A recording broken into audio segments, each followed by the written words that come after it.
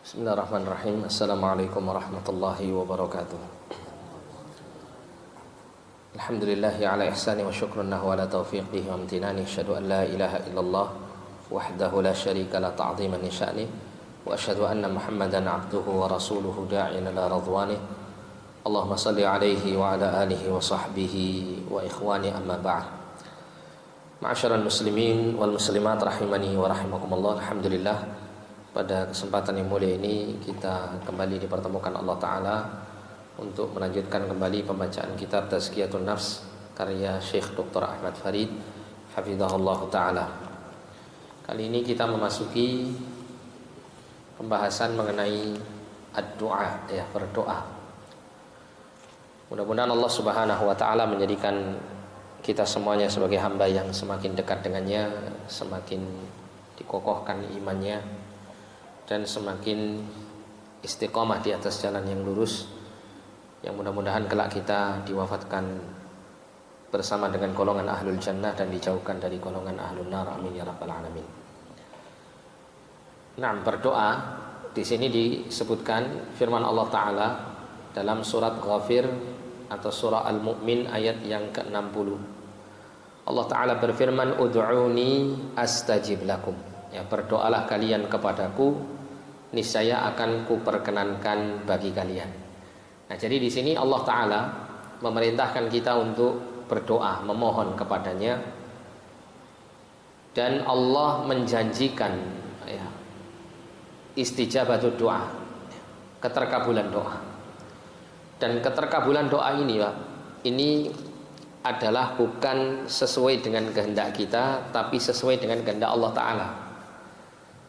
Dan Nabi SAW menerangkan tentang bagaimana Allah Ta'ala mengijabahi doa hamba-hambanya. Nabi pernah mengatakan, ma min muslimin yad'u bida'watin laisa fihi ithmun wala qati'atu rahmin illa a'tahu Allahu biha ihda thalath. Tidak ada seorang muslim pun yang berdoa kepada Allah Ta'ala yang mana dalam doa itu dia tidak meminta sesuatu yang berkaitan dengan pemutusan silaturahim. Ya, dia tidak berdoa, misalnya, ya, contoh, dia tidak mohon kepada Allah, ya Allah, ya, buat bapak saya cepat mati misalnya supaya warisannya segera turun ke saya. Nah, ini tidak seperti itu permintaannya. Ya, karena ini masih permintaan yang mengandung pemutusan silaturahim. Atau misalnya dia memohon kepada Allah agar supaya dia bisa berbuat dosa, berbuat keburukan. Ya Allah, berikan saya kekayaan supaya saya bisa berbuat zina, berbuat haram dan yang lain-lainnya. Nah, selama doa itu dipanjatkan seorang muslim kepada Allah tidak mengandung dua hal ini, maka kata Nabi SAW, pasti Allah Ta'ala akan mengabulkan dengan salah satu dari tiga cara Allah mengabulkan doa. Di sini menandakan bahwasanya keterkabulan doa seorang hamba itu tidak ditentukan dengan kehendaknya, tapi ditentukan oleh kehendak Allah Ta'ala, bagaimana Allah mengabulkan doa hambanya. Dan Allah tentunya ketika memilih bahwa doa yang dipanjatkan kepada Allah Ta'ala ini kemudian dikabulkan oleh Allah sesuai dengan apa yang dikehendaki dan dipilih oleh Allah, maka itu adalah yang terbaik bagi hamba tersebut. Pernah ada salah seorang salaf itu berdoa, ya, ketika berdoa itu ternyata permintaannya tidak dikabulkan oleh Allah Ta'ala, tapi mungkin dikabulkan dengan jalan yang lain. Maka dia mengatakan, ya, aku sangat bergembira dengan kondisiku seperti ini. Kenapa? Karena yang dikabulkan oleh Allah Ta'ala bukan kebaikan menurut saya, tapi Allah kabulkan doa saya itu, ya, dengan kebaikan yang menurut Allah Subhanahu wa Ta'ala. Nah, sehingga kita harus berprasangka baik, selalu berprasangka baik kepada Allah Ta'ala, ya, bahwa ketika kita berdoa pasti dikabulkan oleh Allah. Namun tidak mesti harus sesuai seperti apa yang kita kehendaki. Sedangkan ketika Allah mengganti permintaan kita dengan sesuatu yang Allah kehendaki, bukan yang kita kehendaki, maka di situ juga kita harus baik sangka bahwa Allah telah memilihkan untuk kita yang terbaik. Seperti orang misalnya minta jodoh, ya. Dia berdoa, ya Allah, jadikanlah fulanah istri saya. Qadarullah, Allah takdirkan Alanah yang jadi istrinya, gitu. Alanah yang jadi istrinya. Nah, maka ini dia jangan menuduh Allah yang tidak-tidak. Ya Allah, Engkau tidak kabulkan permintaan saya. Harusnya kan saya nikah sama Alana, Fulana, kok jadinya nikah sama Alana. Kok tiba-tiba kau palingkan, kau geser hati saya ke Alana. Nah ini jangan apa? Jangan kita menuduh Allah yang tidak-tidak. Jangan suudzon sama Allah. Kenapa? Karena Allah itu ketika mengabulkan doa itu melihat daripada kebaikan, kemaslahatan untuk hamba itu. Sedangkan hamba itu jahil untuk dirinya sendiri, maslahat untuk dirinya sendiri dia tidak tahu. Ya, ilmunya terbatas. Kalau Allah itu ilmunya luas, ya, mencakup segala sesuatu, sehingga Allah paling tahu mana yang menjadi maslahat bagi hambanya. Nah, sehingga di sini hendaklah seseorang justru bersyukur kepada Allah Taala. Ya, justru bersyukur kepada Allah Taala, ya, bahwa doanya itu mungkin dikabulkan dengan jalan yang berbeda. Nah, kata Nabi SAW 3 hal ini. Yang pertama kata Nabi adalah antu ajjalalahu da'watuhu. Ada kalanya doa hamba itu dikabulkan segera di dunia, ya, dengan sesuai permintaannya. Misalnya dia memohon kepada Allah, ya Allah, ya, saya mohon kesembuhan dari penyakit saya ini. Nah itu langsung segera dikabulkan Allah, cepat lambat di dunia dia segera sembuh sesuai dengan permintaannya. Wa imma an yaddakhiraha lahu fil akhirah. Dan ada kalanya Allah Ta'ala itu menyimpan, ya, menyimpan keterkabulan doa hambanya itu nanti di akhirat. Karena Allah melihat bahwa kalau dikabulkan di dunia, ya, mungkin tidak akan menjadi maslahat bagi dia, tidak akan menjadi kebaikan, ya, bagi kehidupannya. Maka dikabulkan Allah nanti di akhirat saja. Itu akan menjadi sesuatu yang bermaslahat. Kemudian yang ketiga, wa imma an yasrifa minasu'i mithlah. Atau Allah mengabulkan doa seorang hamba itu dengan cara Allah memalingkan keburukan yang sebanding dengan doanya itu dari seorang hamba tersebut. Karena Allah paham bahwasanya yang paling penting bagi hamba ini bukan dikabulkan doa sesuai dengan permintaannya, tapi menghilangkan mara bahaya yang nantinya akan menimpa dia, itu dipalingkan oleh Allah Ta'ala. Ini yang lebih utama, lebih dibutuhkan daripada mengabulkan permintaannya, ya. Mungkin ada orang minta, ya, kepada Allah Ta'ala harta ini, harta itu, misal gitu, ya, kebutuhan ini dan kebutuhan ini, tapi tidak dikabulkan oleh Allah. Tapi Allah jadikan dia mungkin sehat, selalu dalam keadaan afiat, ya, mungkin pernah terjadi sebuah kecelakaan dalam perjalanan, tapi dia tidak mendapatkan luka yang signifikan misalnya dari kecelakaan yang dia dapatkan dan seterusnya. Nah itu semuanya adalah bagian daripada Allah mengabulkan doa seorang hamba. Nah dari pemaparan Nabi SAW ini kepada para sahabat, maka para sahabat kemudian mengatakan, idzan nukthir ya Rasulullah, kalau gitu gimana kita perbanyak saja berdoa kepada Allah, wahai Rasulullah. Maka Rasulullah mengatakan Allahu Aktsar, ya, tentunya Allah akan lebih banyak lagi memberikan karunia-Nya kepada kalian. Jadi nggak ada ruginya, Pak, ya. Kita mendapatkan salah satu dari 3 cara Allah mengabulkan doa ini nggak ada ruginya. Semuanya baik untuk kemaslahatan hidup kita. Entah dikabulkan dengan segera, cepat atau lambat di dunia sesuai dengan permintaan kita, atau nanti dikabulkannya di akhirat, atau dikabulkan dengan jalan Allah memalingkan keburukan, mara bahaya dari dia, semisal dari doa yang dia panjatkan. Ya, 3-tiganya ini semuanya baik buat kehidupan kita. Maka tentunya, ya, dengan apa yang dijanjikan Nabi ini, maka kita selayaknya untuk tidak pernah absen dari memohon, tidak pernah absen dari berdoa kepada Allah. Nah jadi husnudzon, baik sangka kepada Allah bahwa Allah pasti mengabulkan doa hambanya. Namun boleh seseorang itu suudzon bukan kepada Allah, tapi kepada dirinya sendiri. Misalnya begini, misalnya, ya, dia berdoa mohon kepada Allah, ya Allah saya mohon gini, kok belum dikabulkan ya sama Allah. Apa mungkin, nah gitu, apa mungkin ada sesuatu yang saya lakukan yang menjadikan doa saya itu tidak sampai kepada Allah, atau terhalangi untuk sampai kepada Allah Ta'ala. Nah kalau sifatnya suudzonnya kepada diri sendiri, sehingga ada introspeksi diri, ada perbaikan diri, nah maka ini benar. Tapi kalau sifatnya suudzonnya kepada Allah, seperti Nabi pernah mengatakan isti'jal fid du'a, larangan untuk melakukan ketergesa-gesaan dalam berdoa. Maksudnya bagaimana? Ada seorang hamba, kata Nabi, qad da'autu falam yustajab li. Dia mengatakan, sungguh saya telah berdoa kepada Allah, tapi Allah tidak kabulkan doa saya. Dia sudah langsung menyimpulkan bahwa doa saya tidak dikabulkan oleh Allah. Nah di sini ya, dia telah melakukan isti'jal fid doa, tergesa-gesa dalam menyimpulkan doanya tidak diterima. Maka kondisi seperti ini benar-benar akan membuat doa orang itu tidak dikabulkan oleh Allah Ta'ala. Nah, selanjutnya Allah memerintahkan kita berdoa dan berjanji memperkenankan doa kita. Setelah itu Allah melanjutkan dengan firman-Nya. Dari ayat tadi itu kelanjutannya Allah mengatakan, innal ladzina yastakbiruna an ibadati sayadkhuluna jahannama dakhirin. Sesungguhnya orang-orang yang merasa sombong dari beribadah kepadaku. Nah, maksud kata dari beribadah kepadaku, dari menyembahku, ini maksudnya adalah berdoa kepadaku. Berdoa kepadaku, karena ayat ini berbicara mengenai doa, berdoa. Nah, menunjukkan bahwa doa itu bagian dari ibadah. Sayadkhuluna jahannama dakhirin, niscaya mereka akan masuk ke dalam neraka jahanam dalam keadaan hina dina. Jadi orang itu kalau dia sombong tidak mau berdoa kepada Allah, maksudnya apa? Maksudnya dia menyekutukan Allah dalam doa, atau dia sama sekali tidak menjadikan Allah sebagai Tuhannya. Dia menjadikan Tuhan-Tuhan yang lain selain Allah yang dia jadikan sebagai tujuan untuk berdoa.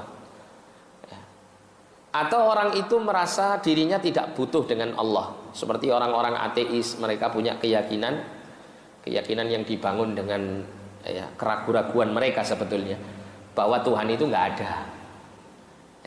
Ketika mereka mengatakan Tuhan tidak ada, berarti mereka tidak akan berdoa kepada Allah Subhanahu wa Ta'ala, kan begitu ya? Tidak merasa dirinya membutuhkan Allah. Itu keadaan orang-orang ateis. Tapi sering juga di tengah-tengah mereka itu, ketika terjadi suatu permasalahan yang melanda mereka, kemudian mereka akhirnya menyimpulkan hanya Tuhan yang bisa menghilangkannya. Seperti pernah saya baca itu, ada sebuah artikel ditulis oleh salah seorang cendekiawan Muslim. Karena itu dia berada di Inggris, dan kala itu ada salah satu gunung di dataran Eropa yang dekat dengan negeri Inggris ini, itu meledak, Pak. Apa namanya? Meletus, meletus, mengeluarkan asap tebal di langit, asap vulkanis yang tebal, yang kemudian mengganggu perjalanan udara. Nah, maka kemudian pesawat semuanya tidak bisa berangkat. Nah, kala itu si cendekiawan Muslim Indonesia ini bertanya kepada orang-orang di airport, yang mana dia tahu bahwa kondisi di Inggris itu banyak orang-orang itu yang sudah tidak lagi percaya dengan agama dan Tuhan. Mereka banyak memilih jalur ateisme daripada apa? Bertuhan atau beragama. Namun ya alhamdulillah juga di Inggris juga mulai juga berkembang dakwah Islam. Banyak orang-orang yang masuk Islam di Inggris. Tapi banyak juga yang tidak mau beragama dan tidak mau bertuhan. Nah, tapi ternyata apa? Ketika ditanyakan kepada mereka-mereka yang di airport itu, banyak yang menjawab bahwa hanya Tuhan saja yang tahu kapan musibah ini selesai. Artinya apa? Artinya manusia itu sudah tertanam kuat di dalam dirinya, ada fitrah meyakini Tuhan. Sehingga kala dia itu mendapati sesuatu yang tidak mereka sanggupi untuk mereka pikul, itu pasti mereka akan butuh yang namanya Tuhan. Ya. Meskipun dengan konsep-konsep mereka, kadang-kadang mereka mengatakan gini konsepnya itu, konsep ateis itu ya, bahwa Tuhan itu hakikatnya adalah sebuah khayalan yang muncul dari ketidakberdayaan seseorang dalam menghadapi suatu masalah. Maka dia pasti membutuhkan sesuatu yang bisa dijadikan sebagai sandaran untuk membuat dia semakin kuat dan semakin tegar dalam menghadapi masalahnya tersebut. Nah, maka muncullah yang namanya khayalan Tuhan ini. Ya, khayalan Tuhan, bahwasanya di alam ini ada sebuah sosok yang memiliki kekuatan yang tidak terbatas, yang bisa menjadi sandaran bagi tiap-tiap orang dalam menghadapi masalahnya. Tapi itu hanya menurut mereka hanya sekedar penyandaran yang untuk membuat mereka termotivasi supaya mereka tidak putus asa dalam menghadapi masalah. Buktinya apa? Buktinya mereka menghadapi masalah itu dengan solusi yang mereka pikirkan sendiri, menurut mereka begitu. dengan solusi-solusi yang mereka usahakan sendiri, yang menunjukkan bahwa kalau memang ada Tuhan, maka Tuhan langsung akan memberikan solusinya dengan jalan yang ajaib. Tapi ternyata tidak demikian. Nah itu pemikiran orang-orang ateis ya, sehingga mereka pun juga menganggap bahwa Tuhan itu ada tapi sekedar hayalan ya. Namun hakikatnya seseorang itu tidak akan pernah lepas dari fitrah bertuhan gitu ya.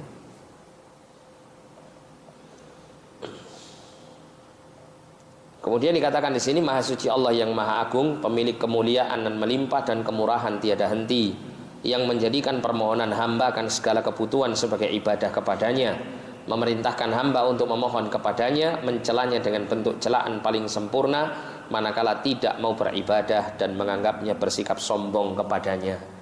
Ya, jadi berdoa itu perintah Allah, dan Allah wajibkan atas dirinya untuk mengabulkannya, dan kemudian Allah mencela orang-orang yang tidak mau berdoa kepadanya.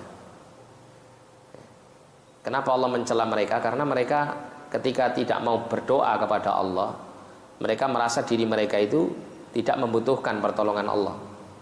Padahal Allah katakan dalam Al-Quran, ya ayuhan nas antumul fuqara ilallah.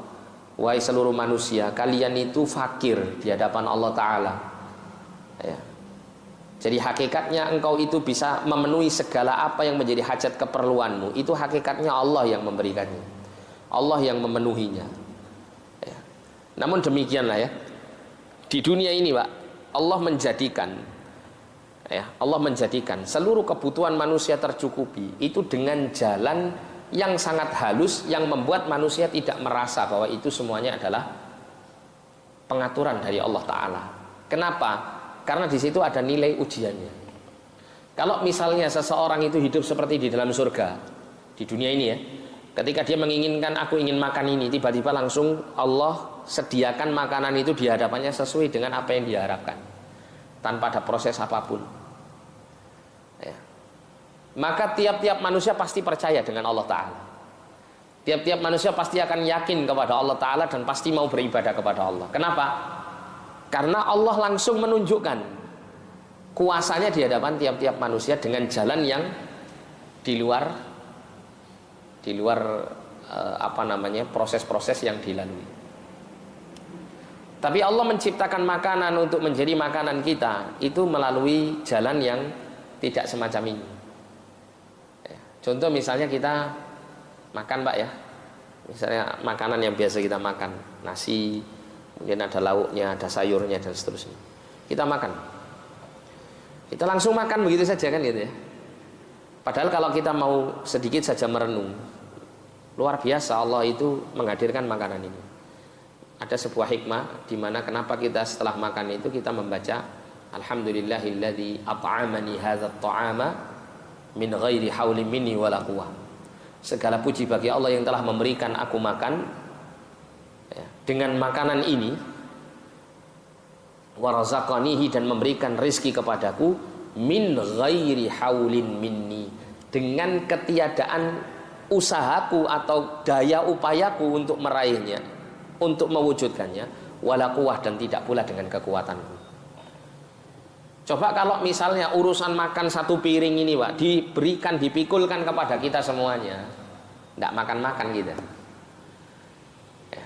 Tapi makanan yang kita makan satu piring itu ada terdiri dari nasi misalnya terdiri dari nasi, kemudian lauknya misalnya lauk ikan atau ayam atau tempe atau lauk-lauk yang lain, kemudian ada sayurnya.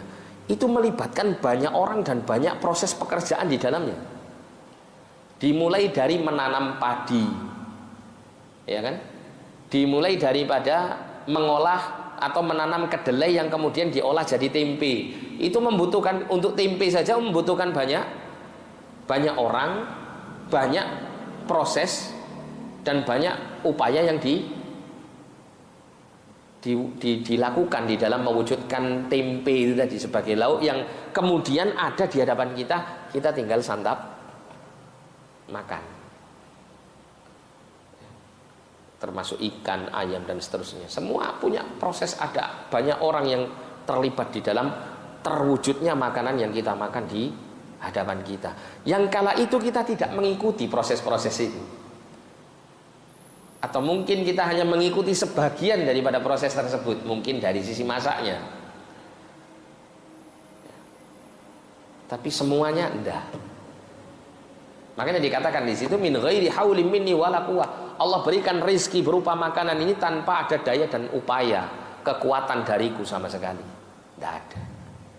Allah wis cepak nih langsung di depan kita ini. Tinggal kita makan. Pernah enggak Pak kita merenung seperti itu Pak? Ketika mau makan gitu ya? Saya kira nggak pernah. Apalagi kalau sudah lapar. Pokoknya bismillah makan. Ya, jangankan merenung seperti itu sejauh itu. Baca bismillah saja kadang lali kok gitu. Ya. Tapi kalau kita renungkan, masya Allah. Ya. Rezeki Allah ini luar biasa. Nah ini pentingnya kita jadi orang yang menggunakan akal dan hati untuk merenungi segala tanda-tanda kebesaran Allah di alam ini Pak. Allah katakan sebagai apa? Ulul albab kan gitu ya. Siapa ulul albab itu? Alladzina yadhkurunallaha qiyaman wa qu'udan wa 'ala junubihim wa yatafakkaruna fi khalqis samawati wal ardh.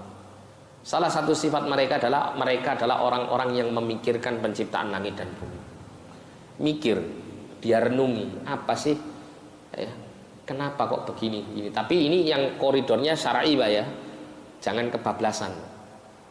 Karena ada orang itu yang kebablasan dalam proses berpikir sampai kemudian pada tingkat di mana setan kemudian mulai membuat dia ngelantur dalam berpikir. Contoh misalnya Nabi pernah mengatakan ada orang itu yang dalam hati dan benaknya itu selalu bertanya, man khalaqa kadza, man khalaqa kadza, man khalaqa kadza. Siapa yang menciptakan ini, siapa yang menciptakan itu? Siapa yang menciptakan itu gitu ya. Siapa yang menciptakan matahari, bulan, bintang dan seterusnya. Sampai pada kemudian setan mengatakan man khalaqallah, siapa yang menciptakan Allah. Kalau sudah muncul seperti ini, hendaklah dia berta'awud, berlindung kepada Allah, falyantahi, sudah berhenti, jangan apa diteruskan ya, untuk memikirkan pertanyaan yang jelas-jelas pertanyaan yang menyimpang seperti ini. Nah, kalau misalnya pertanyaan siapa yang menciptakan Allah, ini pertanyaan yang salah. Kenapa? Karena Tuhan tidak diciptakan, Tuhan itu yang menciptakan. Kalau Tuhan itu maksudnya adalah yang diciptakan, berarti dia bukan Tuhan. Karena Tuhan itu harus yang menciptakan dan tidak diciptakan. Kan begitu ya? Itu logis gitu. Tapi kadang setan itu terkadang membawa cara-cara berpikir yang salah, yang tidak logis ya, kepada orang, tapi apa dalam kondisi orang itu sudah dalam keadaan cenderung kepada penyimpangan. Pernah ada tokoh liberal yang dulu mengatakan bahwa iblis itu lebih bertauhid. Pernah dengar Pak ya? Iblis lebih bertauhid daripada manusia, bahkan daripada malaikat sekalipun. Kenapa? Karena iblis ketika diperintahkan sujud kepada Adam, dia enggan. Dia maunya sujud kepada Allah. Sedangkan malaikat diperintahkan sujud kepada Adam, mereka mau. Nah, menunjukkan bahwa iblis lebih bertauhid daripada para malaikat. Ya wallahu a'lam, dia lupa atau tidak membaca ayat yang menerangkan tentang kekufuran iblis, bahwa Allah sendiri mengabarkan kenapa, apa alasan motivasi iblis tidak mau sujud kepada Adam. Bukan karena iblis itu inginnya cuman sujud kepada Allah, enggak. Ya. Kata Allah Ta'ala apa? Wa idh qala rabbuka lil malaikati isjudu li adama fasajadu illa iblis aba wastakbara wa kana minal kafirin. Allah ceritakan iblis tidak mau sujud kepada Adam, alasannya adalah dia enggan tidak mau menjalankan perintah Allah, padahal Allah yang perintahkan gitu ya. Wastakbara, dan dia merasa sombong, dia merasa lebih baik daripada Adam. Wa kana minal kafirin, dan pada akhirnya dia termasuk golongan orang yang kafir, yang berpaling ingkar kepada Allah Ta'ala. Nah tapi karena orang itu sudah cara berpikirnya sudah dibalik sama setan, akhirnya ya jadinya seperti itu ya, jadi terbalik. Nah kita lanjutkan di sini. Abu Hurairah meriwayatkan bahwa Nabi bersabda, siapa tidak meminta kepada Allah maka Allah akan marah kepadanya. Man lam yas'alillah yaghdab alaih. Ya, berbeda dengan makhluk ya. Kalau makhluk atau manusia mungkin sekali dua kali diminta itu masih suka memberi. Tapi kalau sudah berkali-kali, ya mereka akan marah. Dan itu wajar, Pak. Kenapa? Karena manusia itu tidak memiliki kesempurnaan. Dia membutuhkan apa yang diminta oleh manusia yang lain. Misalnya ada orang lain minta kepada dia harta atau makanan, sedangkan dirinya sendiri juga butuh itu harta atau makanan itu, kan begitu? Sehingga kalau dimintai terus menerus, maka tentu akan mengurangi apa yang menjadi kebutuhan dia terhadap itu. Dia akan marah jelas karena ada ketidaksempurnaan di dalam hal ini. Tapi kalau Allah Ta'ala maha sempurna, justru kalau Allah tidak diminta, itu malah menganggap, ya, orang itu menganggap Allah itu dengan anggapan yang jelek, kan begitu ya, atau meremehkan kedudukan Allah Ta'ala. Allah memiliki segala-galanya kok nggak diminta, kan aneh seperti ini.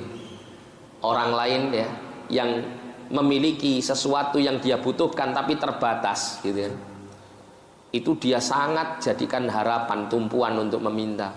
Lah kalau ini Allah Ta'ala yang berkuasa terhadap segala sesuatu, kok kemudian dilupakan? Maka ketiadaan seseorang meminta kepada Allah itu menandakan ketiadaan ya dirinya itu di dalam mengagungkan Allah Ta'ala. Dikatakan di sini indah sekali bait-bait syair gubahan seorang pujangga berikut. Jangan pernah meminta suatu keperluan pada manusia, mintalah kepada zat yang pintu-pintunya tiada terhalang. Allah akan marah jika engkau tidak memohon padanya, sementara manusia marah ketika engkau minta kepadanya. Allah berfirman dalam Quran surah An-Naml ayat 62, amma yujibul muttarra idza da'ahu wa yakshifus su'a wa yaj'alukum khulafa'al ard a ilahum ma'allah qalilan ma tadhakkarun. Bukankah dia Allah yang memperkenankan doa orang yang dalam kesulitan apabila dia berdoa kepadanya, dan menghilangkan kesusahan dan menjadikan kamu manusia sebagai khalifah, pemimpin di bumi? Apakah di samping Allah ada Tuhan yang lain? Sedikit sekali nikmat Allah yang kamu ingat. Ya, jadi ini Allah mengingatkan kepada orang-orang kafir, orang-orang musyrikin ketika mereka memohon kepada selain Allah, sedangkan Allah lah yang memberikan segala sesuatunya kepadanya, termasuk juga yang mampu untuk memperkenankan segala permintaan orang yang dalam kesulitan ketika dia meminta pertolongan bantuan kepadanya, dan menghilangkan segala keburukan yang menimpanya. Ya.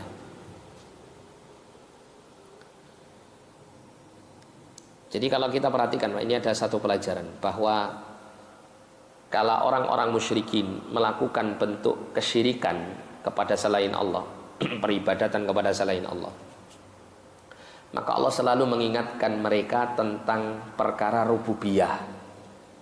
Perkara rububiyah. Apa rububiyah itu? Rububiyah itu adalah semua perbuatan Allah yang dilakukan kepada makhluknya, seperti menciptakan, mengatur, menghidupkan, mematikan, mengabulkan doa, memberikan rezeki, ya, memuliakan, menghinakan, memberikan kekayaan, dan membuat kesengsaraan seseorang. Ya. Dan Allah menjelaskan tentang apa? Kekuasaan Allah Ta'ala yang mutlak kepada seluruh makhluk. Itu selalu diingatkan oleh Allah kepada orang-orang musyrikin yang menyembah kepada selain Allah. Kenapa? Karena dengan seseorang itu memiliki kekuatan keyakinan kepada rububiyah Allah Ta'ala, itu akan memudahkan dia untuk mewujudkan tauhid uluhiyah kepada Allah. Ya, karena istilah para ulama itu tauhid rububiyah itu sebagai sesuatu yang melazimkan orang itu untuk mewujudkan ibadah hanya kepada Allah. Jadi orang-orang musyrikin ketika mereka menyembah kepada Tuhan-Tuhan selain Allah, di situ ada pengurangan kepada keyakinannya terhadap tauhid rububiyah. Meskipun mungkin orang itu masih ada keyakinan rububiyahnya kepada Allah, tapi ketika menyekutukan Allah dalam beribadah, berarti itu pasti ada yang tidak beres atau ada kekurangan kualitas dalam tauhid rububiyahnya kepada Allah. Kenapa? Karena Allah selalu mengingatkan kesyirikan-kesyirikan yang dilakukan oleh mereka itu kepada Tuhan-Tuhan selain Allah itu. Selalu Allah ingatkan tentang apa? Rububiyah Allah Ta'ala kepada mereka. Siapa yang menciptakan kamu? Siapa yang menciptakan langit dan bumi? Kalian pasti mengatakan Allah, tapi kenapa kok kamu nggak mau menyembah Allah Ta'ala? Kok nyembah yang lain atau bersama yang lain? Nah itu selalu apa? Dijadikan hujjah oleh Allah Ta'ala untuk mengingatkan mereka atas kesalahan mereka dalam menyekutukan Allah dengan sesuatu yang lain dalam beribadah. Wa idza sa'alaka 'ibadi 'anni fa inni qarib. Ya, Allah berfirman dalam Quran surah Al-Baqarah ayat 186. Dan ketika hamba-hambaku memohon kepadamu, dan ketika hamba-hambaku bertanya kepadamu tentang diriku, fa inni qarib, maka sesungguhnya aku adalah dekat. Ujibu da'wata da'i idza da'ani. Aku mengabulkan permintaan orang yang berdoa ketika dia berdoa kepadaku. Falyastajibu li wal yu'minu bi la'allahum yarshudun. Maka hendaklah kalian memenuhi kewajiban kalian kepadaku, dan hendaklah kalian mengimaniku agar supaya falyastajibu li, maka hendaklah mereka memenuhi kewajibannya kepadaku dan mereka beriman kepadaku agar supaya mereka mendapat petunjuk. Dan di sini Allah mengatakan bahwa Allah itu dekat dan mengabulkan doa setiap hamba yang berdoa kepadanya.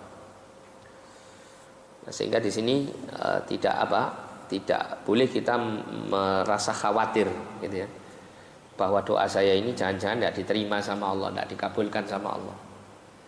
Ya, itu tidak perlu mengkhawatirkan dari sisi Allahnya, tapi yang perlu kita khawatirkan adalah dari sisi kitanya sendiri.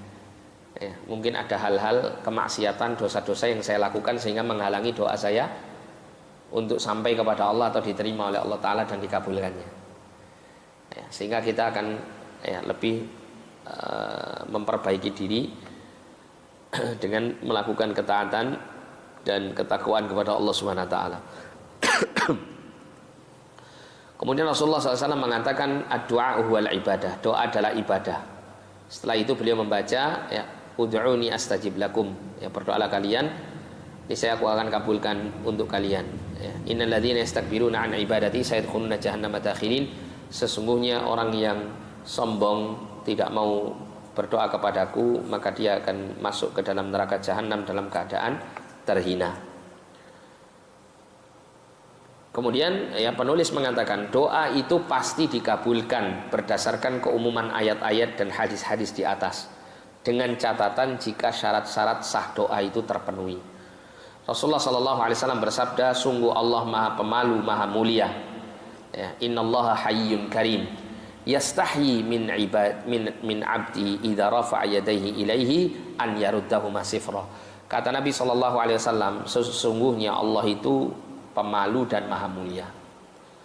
Ketika seorang hamba itu mengangkat kedua tangannya ke langit berdoa kepada Allah, maka Allah akan malu jika seorang hamba itu ketika menurunkan tangannya dalam keadaan kosong tidak dikabulkan. Artinya apa? Allah pasti kabulkan doa itu. Dan di sini para ulama menyebutkan, salah satu faktor yang membuat doa seorang hamba semakin segera dikabulkan Allah Ta'ala itu adalah dengan berdoa sembari mengangkat kedua tangan. Karena hadis Nabi mengatakan demikian dalam hadis ini. Dengan mengangkat tangan, gitu ya. Mengangkat tangannya bagaimana? Ya bisa dikumpulkan gini, atau direnggangkan, tidak ada masalah. Para ulama menjelaskan boleh dijadikan satu atau direnggangkan. Intinya mengangkat tangan, gitu ya. Intinya mengangkat tangan. Memohon sambil mengangkat tangan. Nah, ini disunahkan, disunahkan. Tapi tidak semua keadaan berdoa itu selalu disunahkan mengangkat tangan. Karena ada keadaan-keadaan yang berdoa itu tidak disunahkan dalam kondisi mengangkat tangan. Seperti contoh misalnya dalam sujud, disunahkan kita memperbanyak doa dalam sujud, tapi kan nggak mungkin kita angkat tangan. Masa sujud sambil ini tidak bisa ya. Atau pada saat tasyahud akhir sebelum salam, itu juga tidak dianjurkan berdoa dengan mengangkat tangan. Atau ketika khotib di atas mimbar setelah khutbah Jumat itu berdoa tanpa mengangkat kedua tangan, tapi dengan apa? Mengangkat telunjuk jari, berisyarat dengan telunjuk jarinya. Dan beberapa keadaan yang lain. Tapi kalau keadaan itu tidak istilahnya menghalangi dia untuk mengangkat tangan, maka sangat dianjurkan berdoa dengan mengangkat kedua tangan. Kemudian Rasulullah juga bersabda, tidaklah seorang muslim memanjatkan satu doa yang tidak berisi dosa ataupun memutuskan tali kekeluargaan, melainkan Allah memberinya salah satu dari 3 hal karenanya. Ini seperti yang kita baca tadi ya. Mempercepat terkabul doanya di dunia, menyimpannya di akhirat untuknya, atau memalingkannya dari keburukan senilai dengannya. Nah, ada sebuah keterangan dari Umar bin Khattab radhiyallahu anhu. Ini perkataan beliau yang cukup bagus ya. Aku ma'ahmilu ya, aku tidak memikirkan terkabulnya doa, tetapi aku memikirkan doa ya. Saya tidak perlu untuk terlalu memikirkan doa saya dikabulkan atau tidak. Tapi yang paling saya perhatikan ya, atau yang paling saya pentingkan di sini itu adalah bagaimana saya bisa berdoa. Bagaimana saya bisa berdoa. Itu maksud dari perkataan Umar bin Khattab. Karena siapa yang diberi ilham untuk berdoa, berarti pengkabulannya menyertainya. Kalau Anda Pak ditakdirkan Allah kemudian berdoa minta sesuatu, hajat dunia akhirat, berarti Allah berharap Anda akan mendapatkan apa yang Anda minta. Minta apa saja gitu. Termasuk minta ta'adud juga gitu. Ada orang itu Masya Allah Pak, saking takutnya ya masalah ini ya, sampai berdoa saja nggak berani.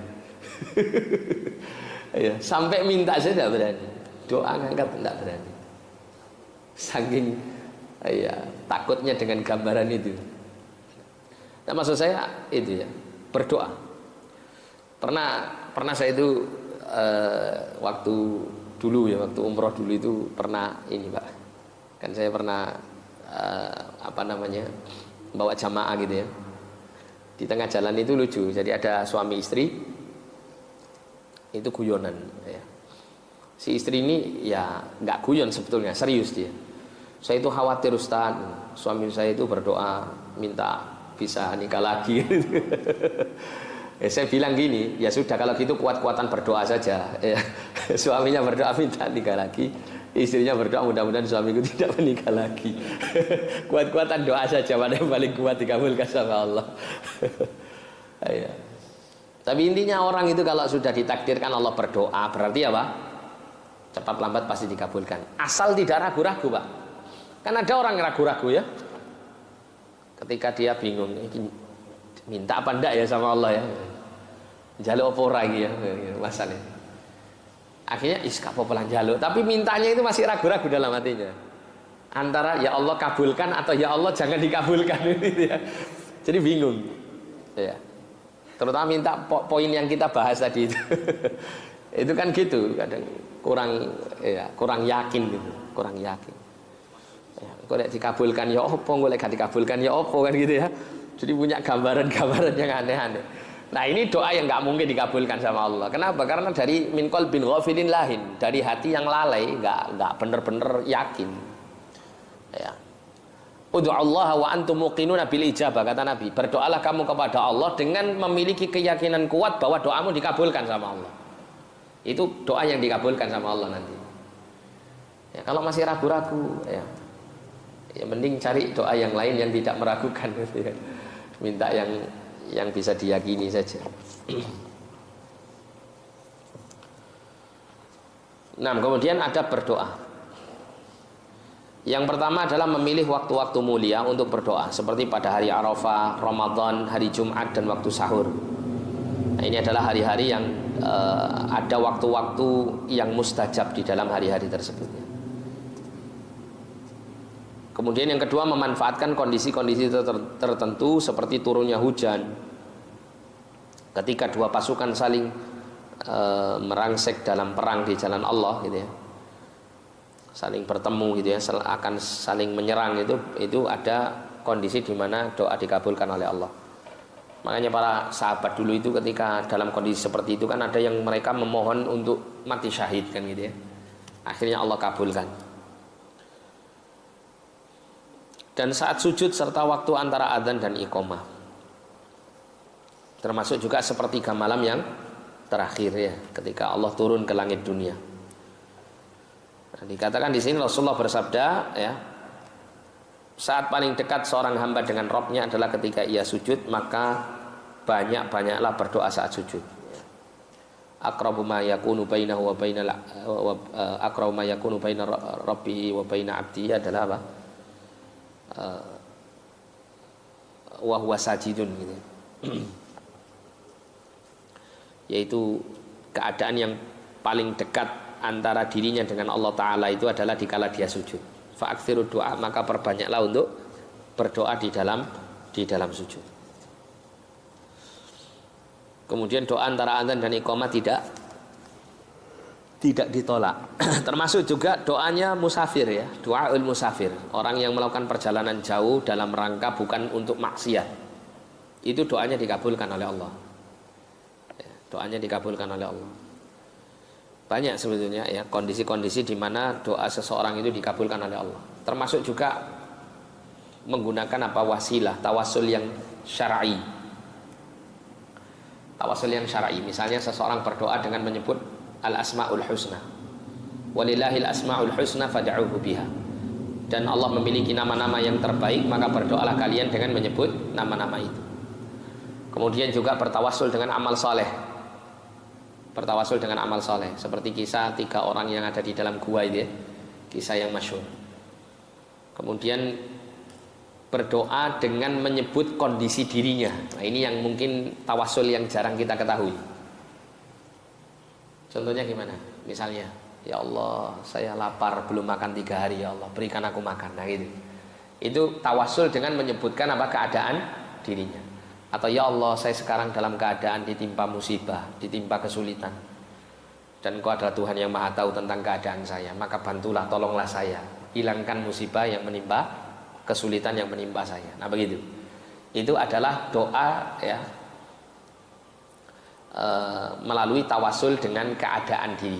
Dan ini seperti yang dilakukan oleh Nabi Ayub alaihissalam. Dalam Al-Quran Allah mengabadikan perkataan Ayub dalam doanya. Inni massanyad dzurru wa anta arhamur rahimin. Sesungguhnya aku telah ditimpa keburukan, sedangkan Kau adalah Tuhan yang paling penyayang dari segala yang penyayang. Ya, itu doanya siapa? Nabi Ayub alaihissalam ketika minta supaya disembuhkan dari sakit. Jadi Nabi Ayub menyebutkan keadaan dirinya, bahwa dirinya telah ditimpa suatu keburukan, yaitu penyakit. Setelah itu Allah mengabulkan doanya. Seperti doanya Nabi Zakaria, kan gitu, ya, mohon kepada Allah, mengadukan kondisi dirinya yang tidak memiliki keturunan. Kan diceritakan, ya, Nabi Zakaria kan menggambarkan dirinya yang sudah beruban, kondisi tubuhnya sudah melemah karena tua, kan begitu, ya? Tapi aku tidak pernah berputus asa dari memohon kepadamu, ya Allah. Nah, begitu.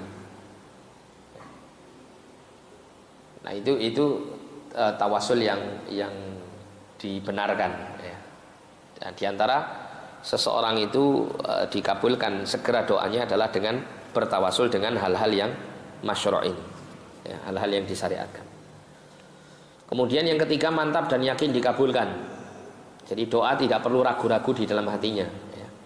Janganlah, kata Nabi, janganlah seseorang di antara kalian mengatakan, ya Allah, ampunilah aku jika Engkau menghendaki. Ya Allah, rahmatilah aku jika Engkau menghendaki, ya. Allahumma firli in syi'ta, kan gitu, ya. Ya Allah, ampunilah dosaku jika Kamu menghendaki. Allahumma arhamni in syi'ta, ya. Ya Allah, rahmatilah aku jika Kamu menghendaki. Ini bukan sebuah bentuk doa yang tepat, gitu, ya. Kata Nabi, hendaklah ia meneguhkan permintaan karena ia tidak dipaksa untuk berdoa. Atau karena bukan ia tidak dipaksa untuk berdoa, keliru ini, ya. Karena Allah itu tidak bisa dipaksa dengan doa hambanya, ya. Jadi ketika seseorang itu mohon, kan gini Pak, ya, kenapa kok orang itu mengatakan begini, ya Allah, ampunilah dosaku jika Engkau berkenan. Kata-kata jika Engkau berkenan itu kesannya kan beradab, ya, kepada Allah, ya. Kenapa? Karena ada apa? Ada dalam hatinya itu prasangka bahwa kalau kita memohon kepada Allah dengan lafadz yang jelas, lafadz yang tegas, ya Allah, ampunilah dosa-dosaku, misalnya gitu, ya, berarti seakan-akan kita ini memaksa Allah untuk mengampuni dosa kita, kan begitu. Nah itu diluruskan sama Nabi. Ini keliru ini Pak, ini lafadznya keliru ini ya, kalimat terjemahannya ini. Karena ia tidak dipaksa untuk berdoa, ini keliru.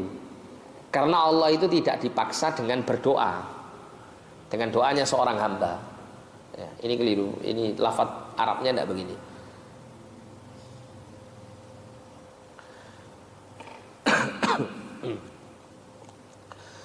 Ya, jadi ketika kita mohon kepada Allah, ya Allah ampunilah dosa saya, dan kemudian Allah mengampuni dosa, gitu kan, mengampuni dosa orang yang berdoa. Maka kalau Allah mengampuni dosa orang yang berdoa itu tidak karena paksaan si yang minta itu kepada Allah Ta'ala, enggak. Tapi itu atas kehendak Allah Ta'ala sendiri mengampuni dosanya. Jadi jangan sampai ada terpikir dalam hati kita itu ketika kita berdoa berarti kita maksa Allah untuk mengabulkan permintaan kita. Itu tidak ada. Karena ya siapa kita kan untuk memaksa Allah. Tapi Allah sudah berjanji gitu kan. Allah sudah berjanji kalau kamu doa sama saya pasti saya kabulkan, kata Allah. Nah itulah harapan, itulah yang kita membuat berdoa itu dengan lafadz yang tegas, yang penuh dengan keyakinan. Itu yang menjadi motivasi kita untuk berdoa dengan lafadz seperti itu ya.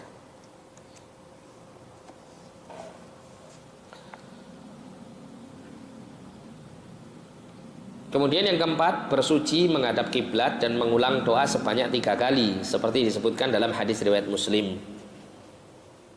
Ini diantara adab-adabnya, tapi ini enggak mesti Pak ya. Artinya kalau memang kondisinya tidak memungkinkan untuk bersuci, tidak memungkinkan untuk menghadap kiblat, paling tidak ini mengulang doa sebanyak 3 kali.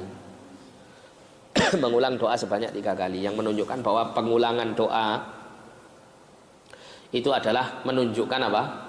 Harapan yang tinggi kepada Allah agar segera Allah mengabulkan permintaan kita. Tapi kalau misalnya ya tidak ada kendala untuk bersuci menghadap kiblat, nah, maka selayaknya adab-adab ini dipenuhi. Kemudian yang kelima adalah memulai dengan memuji Allah dengan menyebut nama-nama, sifat-sifat dan nikmat-nikmatnya, juga dengan membaca salawat untuk Rasulullah. Setelah itu baru kita menyampaikan keperluan dan mengakhirinya pula dengan salawat untuk Rasulullah dan pujian untuk Allah. Nah ini adabnya ya, adab kita berdoa.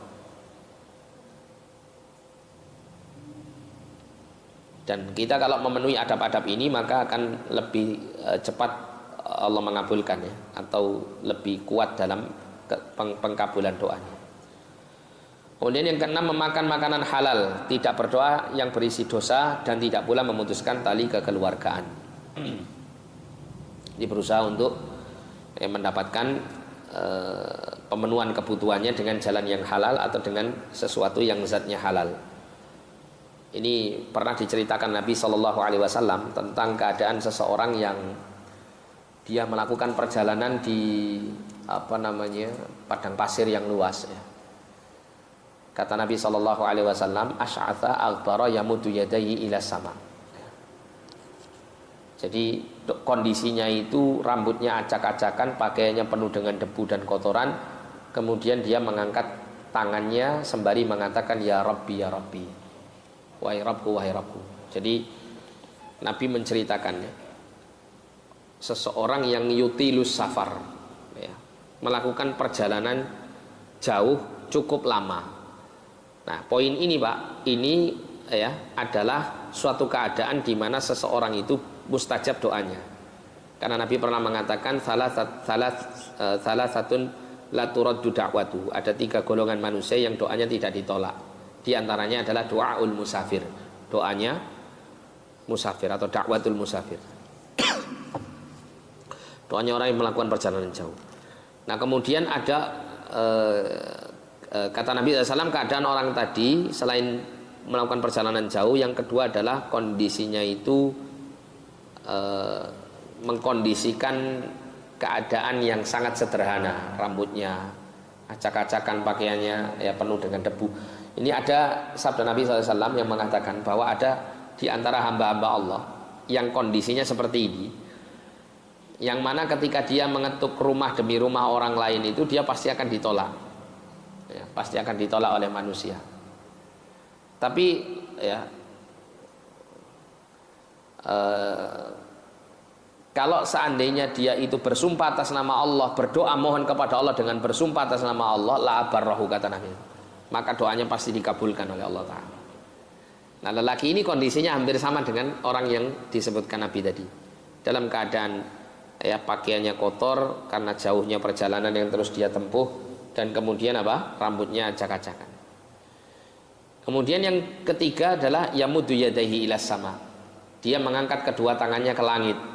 Nah, Nabi tadi mengatakan apa? Sesungguhnya Allah itu ya mulia lagi pemalu.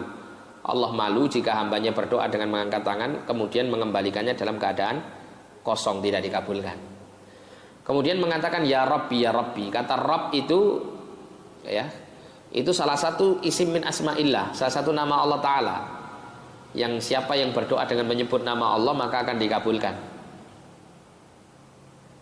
ya, jadi dia telah menggabungkan 4 keadaan yang membuat orang tersebut selayaknya doanya segera dikabulkan Allah Ta'ala. Tapi ternyata apa? Ada sesuatu yang menghalangi sehingga doanya tidak dikabulkan. Kata Nabi SAW ya, wa mat'amuhu haram wa mashrabuhu haram wa malbasuhu haram wa ghudhiya bil haram fa anna yustajabu lidzalik. Kata Nabi SAW, makanannya haram, minumannya haram, pakaiannya haram, dan dia dicukupi dengan harta yang haram atau rezeki yang haram, maka bagaimana bisa doanya dikabulkan oleh Allah Ta'ala? Amin. Ya, jadi meskipun menempuh apa adab-adab dan hal-hal yang bisa menyegerakan doa itu dikabulkan Allah Ta'ala, tapi karena ada faktor-faktor penghalang, maka ini bisa menjadikan orang tersebut tidak terkabul doanya. Kemudian yang ketujuh, tidak sepatutnya terburu-buru meminta dikabulkan ya, tidak pula mengatakan saya sudah berdoa tapi tidak dikabulkan. Nah, ini tergesa-gesa ya, berdasarkan hadis doa seseorang di antara kalian akan dikabulkan selama ia tidak terburu-buru. Kemudian dia mengatakan aku sudah berdoa tapi tidak dikabulkan. Ibnu Battal menjelaskan makna hadis ini adalah yang bersangkutan merasa jemu lalu meninggalkan doa sehingga ia seperti orang yang mengungkit-ungkit doanya, atau seakan-akan ia yang membaca doa dan ia pula yang menentukan dikabulkan atau tidak. Ia bertindak seolah-olah Rabb Maha Mulia yang tidak lemah untuk mengabulkan permohonan dan rahmatnya tidak berkurang karena banyak memberi. Maksudnya apa? Kalau yang pertama jelas ya, merasa jemu, sudah capek terus berdoa minta selama berbulan-bulan atau berhari-hari, kok belum ada apa? Titik terang doanya dikabulkan oleh Allah Ta'ala. Akhirnya dia menyimpulkan sudahlah, berhentilah, sudah tidak minta lagi lah. Kenapa? Pasti karena apa? Allah tidak lagi kabulkan permintaan saya ini yang masuk kategori hadis tadi. Kemudian juga yang kedua adalah atau seakan-akan ia yang membaca doa dan ia pula yang menentukan dikabulkan atau tidak. Dia berdoa ya, dan dia juga tentukan bahwa doanya itu dikabulkan atau tidak dikabulkan. Misalnya dia setelah berdoa terus dia mengatakan jangan dikabulkan lah, misalnya gitu ya. Nah, itu nggak dikabulkan sama Allah. Misalnya tadi ya Allah ya, saya ingin kau mudahkan ta'adud misal gitu ya. Setelah selesai amin sudah, janganlah ya Allah, jangan dikabulkan lah ya Allah. Ya, burung aja ya Allah misal gitu ya. Itu sudah nggak dikabulkan sama Allah Ta'ala. Nggak dikabulkan.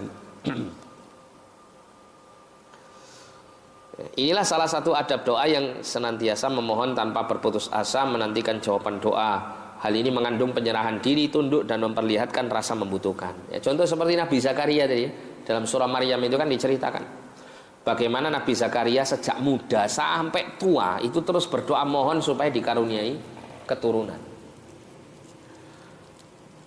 Dan penundaan pengkabulan doa ini tetap tidak membuat Nabi Zakaria itu berputus asa dari rahmat Allah, berputus asa dari permintaan. Makanya kemudian Allah memberikan karunia keturunan kepada Nabi Zakaria itu yang terbaik ya, siapa? Allah berikan Yahya sebagai putranya. Jadi ketika Allah memberikan anak yang namanya Yahya ini, Pak, itu Allah kabarkan kepada Zakaria bahwa nanti itu anakmu itu begini sifatnya, nanti itu seperti ini dan diberi nama Yahya. Loh, ini kan istimewa. Ya. Istimewa sekali, minta ya anak yang soleh kan gitu ya, yang bisa meneruskan estafet dakwahnya beliau. Yang kemudian Allah kabulkan dengan menyebutkan spesifikasi keunggulan anak yang nanti Allah berikan kepadanya, sampai nama anaknya dipilih sama Allah. Tapi ya itu perjuangannya Zakaria mulai sejak muda sampai tua, terus nggak putus asa mohon kepada Allah Subhanahu wa taala. Antum juga gitu kalau punya cita-cita tinggi. Cita-cita yang tadi itu yang ya, gitu. Ya. Itu jangan putus asa, terus angkat tangan mohon kepada Allah Subhanahu wa taala. Ya, yakin ya bahwa doa pasti dikabulkan cepat atau lambat. Ya minimal kalau memang tidak dikabulkan di dunia, nanti dikabulkan di akhirat, ya kan? Saya pernah baca, Masya Allah ya, di tafsir Ibnu Katsir itu. Saya lupa, saya lupa itu di ayat apa Ibnu Katsir itu menerangkan. Jadi Ibnu Katsir itu membawa sebuah riwayat. Tapi Allah alam ini riwayatnya kuat atau tidak, tapi yang jelas Ibnu Katsir itu menerangkan begini. Di antara salah satu kenikmatan bagi laki-laki ya. Nanti itu Pak, di dalam surga itu ada seorang ahli surga laki-laki yang mohon kepada Allah untuk menjadikan hujan baginya hujan bidadari. Hujan bidadari. Kalau hujan air ya. Ini hujan bidadari ini, Masya Allah. Berapa jumlah bidadari ya kalau hujan bidadari ini? Luar biasa. Sampai seperti itu. Sampai seperti itu. Di dalam surga itu kenikmatannya itu sampai sebesar itu gitu ya, gambarannya. Ini hiburan bagi yang tidak mampu di dunia, nanti insya Allah diberikan di akhirat ya. Nah, insya Allah untuk sholawat kepada Nabi, insya Allah kita akan baca pada pertemuan yang akan datang bismillah ta'ala. Sebelum ditutup mungkin ada yang mau disampaikan. Iya, Bu.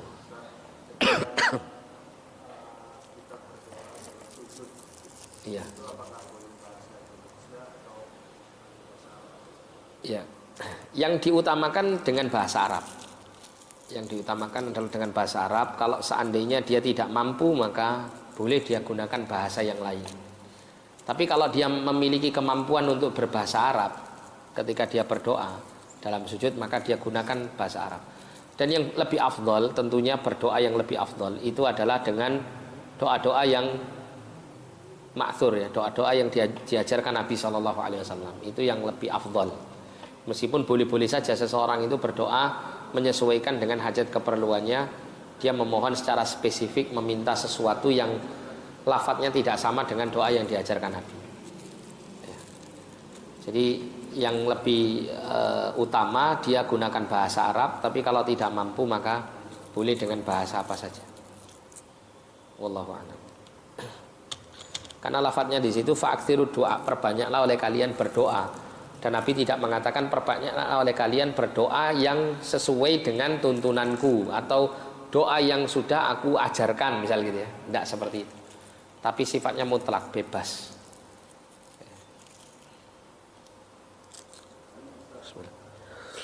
Nih. Sambat kepada Allah di pikiran atau tidak dikatakan atau dalam hati termasuk yang berdoa kepada Allah. Sambat. Iya. Sambat itu ada dua ya. Mengeluh ya. Jadi kalau mengeluh yang dimaksud itu adalah didasari oleh tidak ridho, tidak suka dengan takdir yang ditetapkan kepada dia atas sesuatu yang tidak disukainya tersebut, maka ini haram, tidak boleh. Mazmum, tercela. Contoh misalnya, dia sambat di hadapan Allah itu karena sakitnya, misalnya sakit. Ya Allah, kok sampean ngeki kula sakit kados ngeten. Nah, gitu ya. Kan itu juga sambat kan ya? Sambat. Tapi sambatnya itu tujuannya untuk tidak mengungkapkan ketidaksukaan terhadap takdir Allah Ta'ala yang Allah berikan kepadanya. Nah, maka ini mazmum, tercela, tidak boleh, haram. Tapi kalau maksud sambat di sini adalah seperti yang saya sebutkan tadi, dia berdoa minta kepada Allah sembari menyebutkan kondisi dirinya gitu ya. Dia mengeluh itu maksudnya adalah mengabarkan kondisi yang tidak dia sukai yang menimpa dirinya itu untuk supaya Allah menghilangkannya. Nah, maka ini dibolehkan. Ya, selama sifatnya bukan didasari oleh ketidaksukaan terhadap takdir yang Allah tentukan terhadapnya. Ya.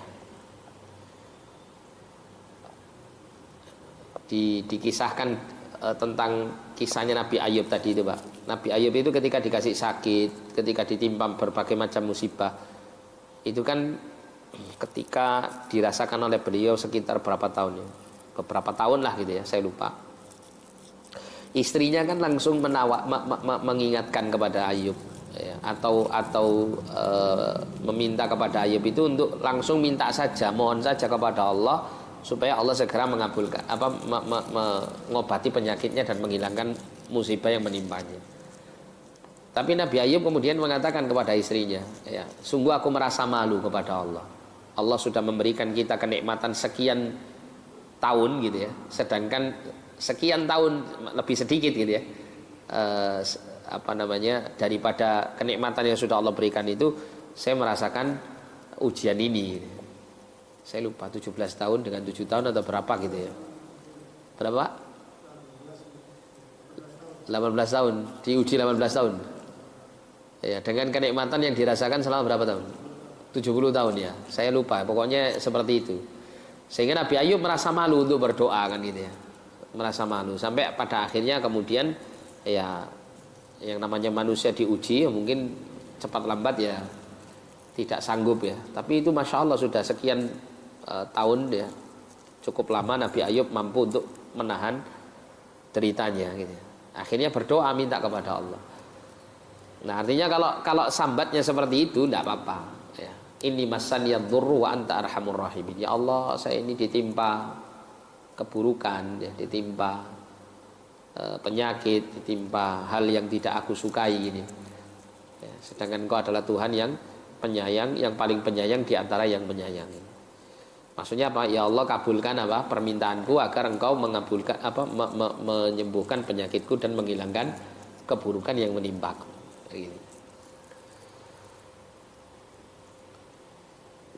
Jadi kalau seperti itu boleh. Apakah termasuk doa? Kalau yang poin kedua tadi meskipun mungkin tidak diangkat tangan gitu ya, tapi itu sifatnya memohon kepada Allah supaya dihilangkan dari keburukan-keburukan yang dia keluhkan, maka itu masuk kategori berdoa. Meskipun hanya di dalam hati dan pikirannya ya, tidak terlafadzkan atau tidak terwujud seperti seseorang memohon. Karena yang namanya memohon itu meskipun sangat dianjurkan untuk diucapkan ya, dengan memenuhi adab-adab tadi, tapi bukan berarti kemudian seseorang itu tidak memenuhi adab-adab tersebut, tapi dia adab di dalam benak atau pikirannya itu memohon kepada Allah, ini juga masuk kategori berdoa ya, masuk kategori berdoa.